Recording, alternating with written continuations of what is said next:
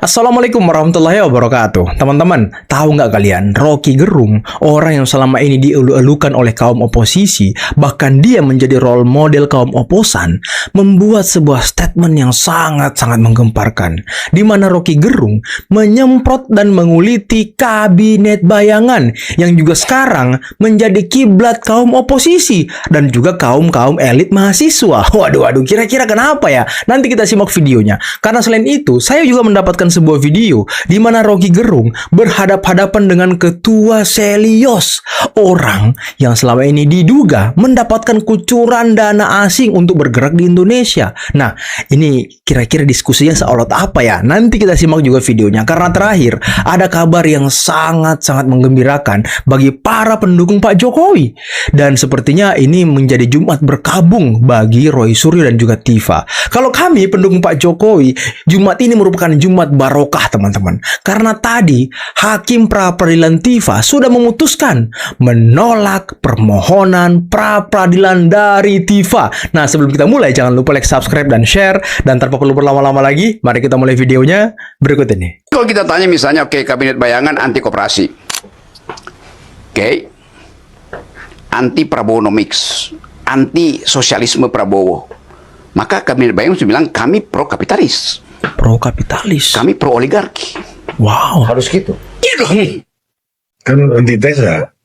Iya memang mesti antitesa. Coba tanya pada Menteri Perekonomian Kabinet Bayangan. Lu anti koperasi, lu anti MBG. Berarti lu pro kapitalis. Lu pro individualis itu. Coba. Gugup dia jawab nanti. Gugup. Karena dia hanya membayang-bayangi. Dia nggak bisa aufgebom mengatasi kabinet itu. Itu datang hanya karena kemarahan. Membayang-bayangi dengan kemarahan adalah marah pada bayang-bayangnya sendiri. Gampangnya begini, kabinet bayangan dia mesti siap menggantikan kabinet itu kalau dia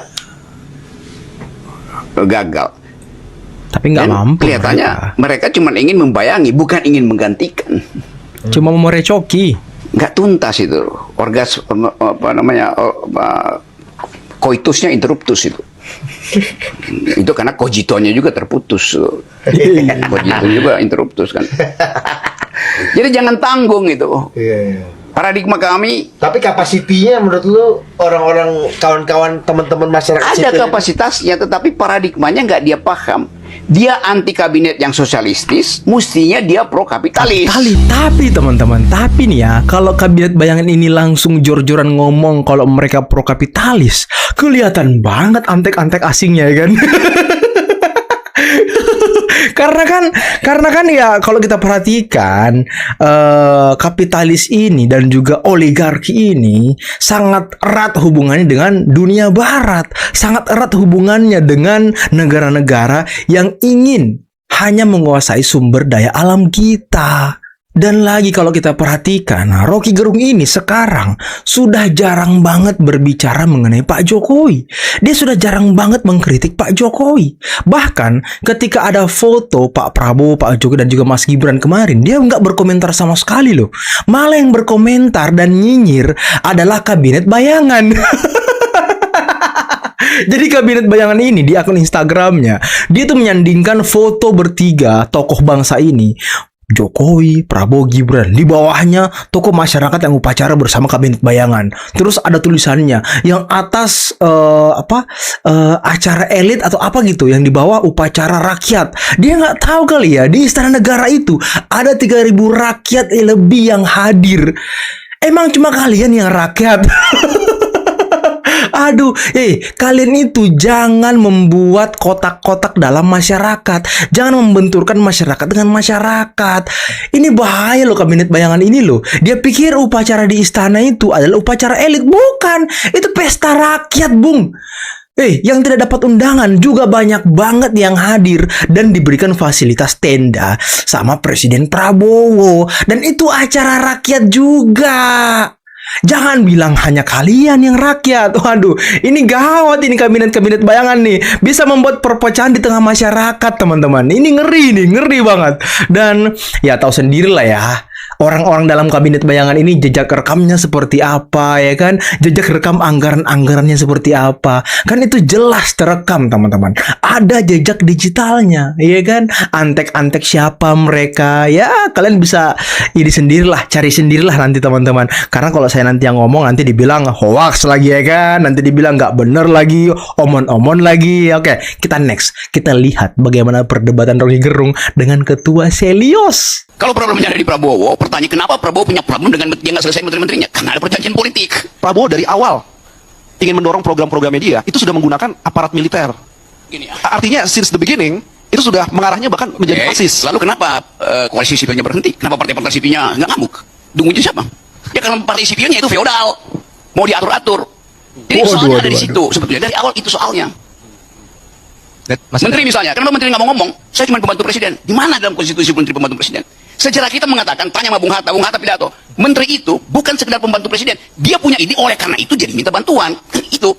Kalau menteri ini kan hasil perjanjian politik.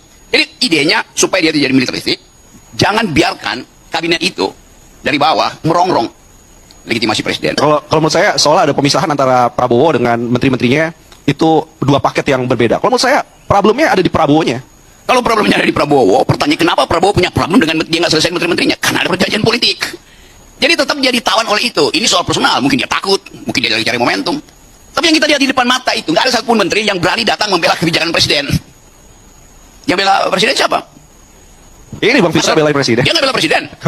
Dia berupaya untuk memahami jalan pikiran presiden dan mencari pembenaran ideologisnya, mencari pembenaran pragmatisme. Dan ini bukan pilihan pragmatis, bukan salah sangka itu. Pragmatisme di dalam filsafat ekonomi artinya sesuatu yang akhirnya diambil setelah semua hal yang lain dihitung. Bukan politik. Di kuliah ya kan, Ketua Selios. Kita mesti tertib pakai istilah-istilah itu.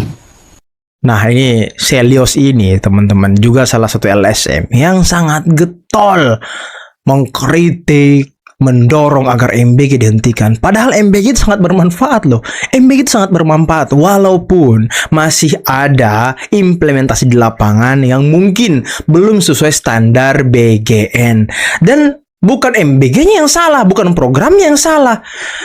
Orang yang menjalankan di lapangan itu yang salah. Dapur-dapurnya itu yang harus diperiksa, bukan programnya yang disuruh berhenti. Inilah Selios nih, ya kan? Aduh.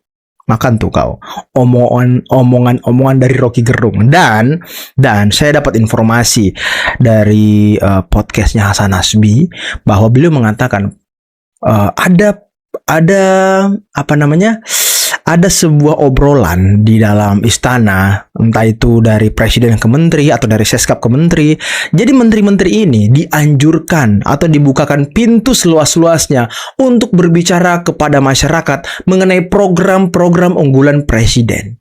Ini yang terjadi, teman-teman. Cuman mungkin saja menteri-menteri ini takut kepleset lidah, takut salah ngomong. Karena sekarang, teman-teman, kalau kita salah ngomong sedikit, digoreng-gorengnya tuh luar biasa loh. Contoh, waktu pidato Pak Prabowo di sidang tahunan MPR, beliau mengatakan bahwa beliau mau membuat ambulans terbang, dokter terbang.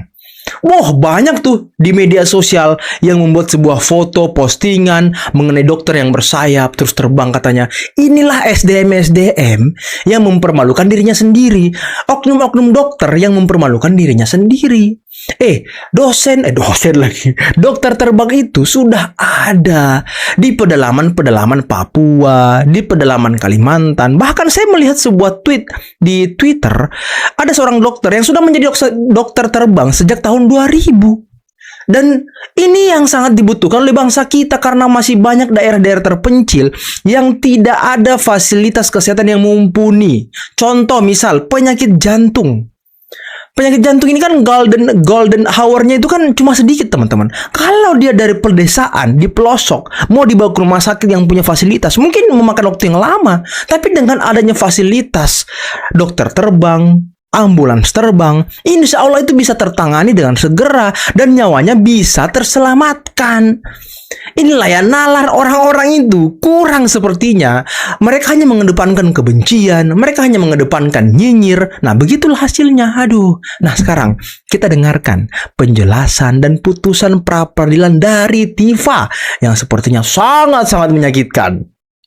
orang tolak sebagaimana surat kuasa khusus tertanggal 31 Juli 2026 sebagai pemohon lawan Kepala Kejaksaan Agung Republik Indonesia, Cekio Kejaksaan Tinggi DKI Jakarta, Cekio Kepala Kejaksaan Negeri Jakarta Selatan yang dalam hal memberikan kuasa kepada Dr. Eko Budi Susanto SIH dan kawan-kawan dengan surat kuasa khusus dan surat perintah tanggal 7 Agustus 2026 sebagai termohon. Pengadilan negeri tersebut telah membaca penetapan Ketua Pengadilan Negeri beserta seluruh pelanggaran.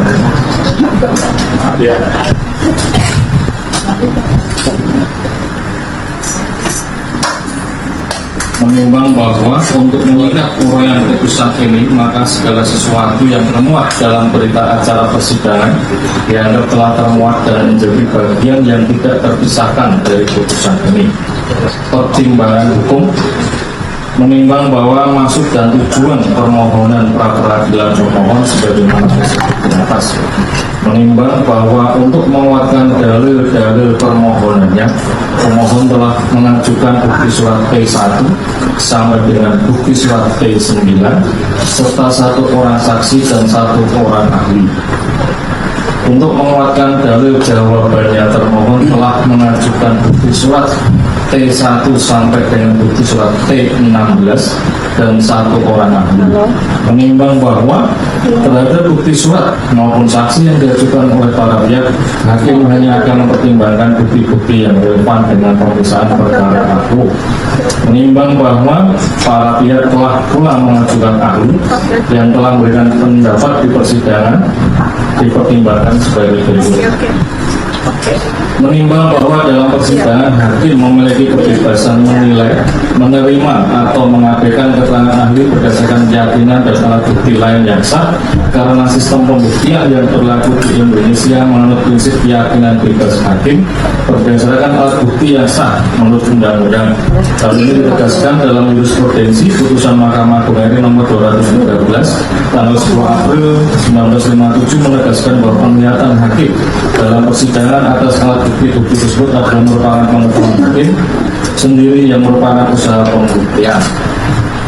Menimbang bahwa setelah membaca dan meneliti dengan seksama surat permohonan pemohon dan jawaban pemohon serta bukti-bukti yang telah diajukan ke persidangan oleh pemohon dan termohon yang telah dipertimbangkan seperti atas, maka selanjutnya hakim pra-peradilan mempertimbangkan sebagai berikut.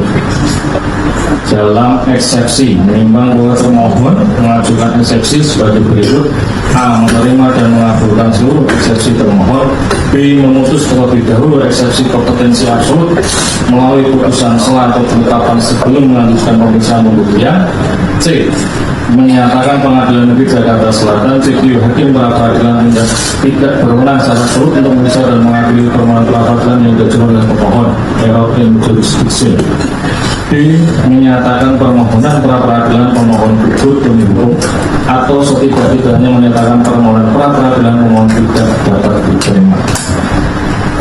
Menimbang bahwa terhadap eksepsi tersebut dipertimbangkan sebagai berikut.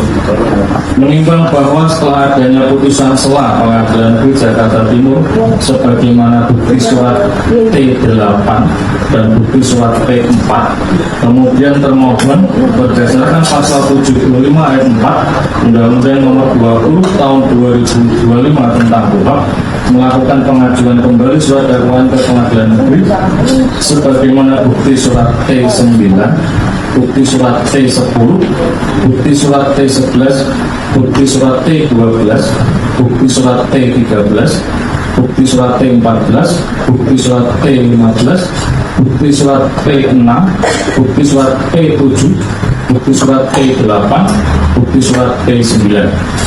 Menimbang bahwa apabila pemohon merasa keberatan terhadap tindakan termohon melakukan pelimpahan kembali atau pengajuan kembali dakwaan ke Pengadilan Negeri Jakarta Timur, seharusnya demi kepastian hukum dalil-dalil yang telah diuraikan sebagaimana dalam persidangan pra-peradilan diajukan sebagai perlawanan dalam pemeriksaan pokok perkara sebagaimana diatur dalam pasal 75 ayat 5 Undang-Undang Nomor 20 Tahun 2025 tentang KUHP bukan mengajukan pra-peradilan. Menimbang bahwa ketika berkas sudah dilimpahkan ke pengadilan negeri, maka status pemohon pra peradilan adalah terdakwa, bukan tersangka, dan berdasarkan pemeriksaan dari bukti surat yang diajukan oleh para pihak, tidak ada satupun bukti yang telah membebaskan pemohon.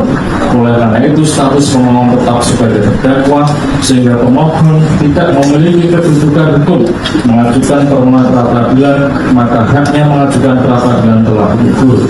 Menimbang bahwa dengan demikian, mengenai eksepsi permohonan pra peradilan, pemohon gugur demi hukum, dan error in jurisdiction beralasan hukum untuk dikabulkan, maka hakim tidak perlu mempertimbangkan eksepsi pemohon selanjutnya. Dalam pokok perkara, menimbang bahwa maksud dan tujuan permohonan pra peradilan pada pokoknya sebagaimana tersebut di atas. Menimbang bahwa sebagaimana bukti surat P6 dan bukti surat P9 diperoleh fakta berkas atas nama pemohon pra peradilan telah dilimpahkan ke Pengadilan Negeri Jakarta Timur pada tanggal 27 Juli 2026. Kemudian pemohon mendaftarkan permohonan pra peradilan pada tanggal 3 Agustus 2026 sebagaimana data pada Sistem Informasi Pengurusan Perkara SIPP Pengadilan Negeri Jakarta Selatan. Maka hakim tidak akan mempertimbangkan materi pokok permohonan pra peradilan pemohon, dan permohonan pra peradilan pemohon harus dinyatakan tidak dapat diterima sebagaimana ketentuan surat edaran Mahkamah Agung nomor 3 tahun 2026 tentang pelimpahan dan penyelenggaraan pemeriksaan pokok perkara dalam hal terdapat permohonan pra peradilan. Menimbang bahwa karena permohonan pra peradilan pemohon tidak dapat diterima with on maka biaya yang timbul dalam perkara haruslah dibebankan kepada pemohon sejumlah nil. Mengingat pasal 754 dan ayat 5 Undang-Undang Nomor 20 Tahun 2025 tentang berhak dan surat edaran Mahkamah Agung Nomor 3 Tahun 2026 tentang pelimpahan dan penyelenggaraan pemeriksaan pokok perkara dalam hal terdapat permohonan pra peradilan serta peraturan undang-undang lain yang bersangkutan, mengadili dalam eksepsi 1 menerima eksepsi termohon, 2 menyatakan permohonan pra peradilan pemohon error in jurisdiction, 3 menyatakan permohonan pra peradilan pemohon gugur demi hukum. Dalam pokok perkara 1 menyatakan permohonan pra peradilan pemohon tidak dapat diterima with on fact, 2 membebankan kepada pemohon untuk membiayai perkara sejumlah nihil. Demikianlah diputuskan pada hari Jumat tanggal 21 Agustus 2026 oleh Sulistyo Muhammad Dwi Putro SHMH, Hakim pra peradilan pada Pengadilan Negeri Jakarta Selatan, dan diucapkan dalam sidang terbuka untuk umum pada hari dan tanggal itu juga oleh hakim tersebut dan dibantu oleh Wijianto SH, panitera pengganti, serta dihadiri oleh kuasa pemohon dan kuasa termohon. Demikian, setelah pembacaan putusan ini, maka pemeriksaan perkara nomor 132 Fitra dinyatakan selesai dan sidang ditutup. Oke teman-teman, itulah tadi beberapa video yang bisa kita simak, yang bisa kita saksikan pada kesempatan kali ini. Dan gimana menurut kalian tentang nasib Tifa ke depan? Hakim menolak seluruh permohonan dari Tifa Tiasuma dan dia kembali menjadi terdakwa. Yeay. Kemarin pede banget. Kalau hakim tidak mengabulkan permohonan kami akan berarti tersandra. Waduh, Tifa, makan kau tuh ya kan. Aduh, ya Allah, terima kasih ya Allah, Jumat berkah ya Allah. Aduh, Tifa, di hari Kamis nanti akan ada. Bentar, hari Kamis nggak ya? Tanggal 27 teman-teman. Bener, hari Kamis depan akan ada sidang pokok perkara dari Tifa. Kalau dia tidak datang, tidak hadir, kemungkinan besar akan dijemput oleh jaksa, teman-teman. Waduh. Kalau dia tidak kooperatif, akan dijemput jaksa, teman-teman. Kasihan sekali loh. Apakah ini imbas? Apakah ini hasil dari peraturan ataupun surat edaran Mahkamah Agung yang terbaru, teman-teman? Aduh, ya Allah, itulah ya. Ternyata kezoliman memang selalu kalah gitu ya kan. Orang kalau zolim terhadap seseorang, waduh, jalannya pasti berliku-liku. Jalannya pasti berliku. Dia sudah ngata-ngatain Pak Jokowi, otaknya inilah, otaknya itulah. Sudah ngata-ngatain Pak Jokowi inilah. Tapi sampai sekarang dia tidak mau ngaku kalau itu sebuah kesalahan. Dia nggak mau ngaku, teman-teman. Bahkan dia nggak mau ngaku kalau selama ini dia mengatakan ijazah Pak Jokowi itu palsu. Aduh, luar biasa orang ini loh. Luar biasa ngibulnya. Adalah teman-teman, mungkin cukup sekian video kali ini. Jangan lupa like, subscribe, dan share videonya. Kita nantikan. Semoga nanti ke depannya pra-peradilan Roy Suryo ditolak ya kan. Biar mereka nangis berjamaah. Akhir kata, billahi taufiq wal hidayah. Assalamualaikum warahmatullahi wabarakatuh. Bye-bye.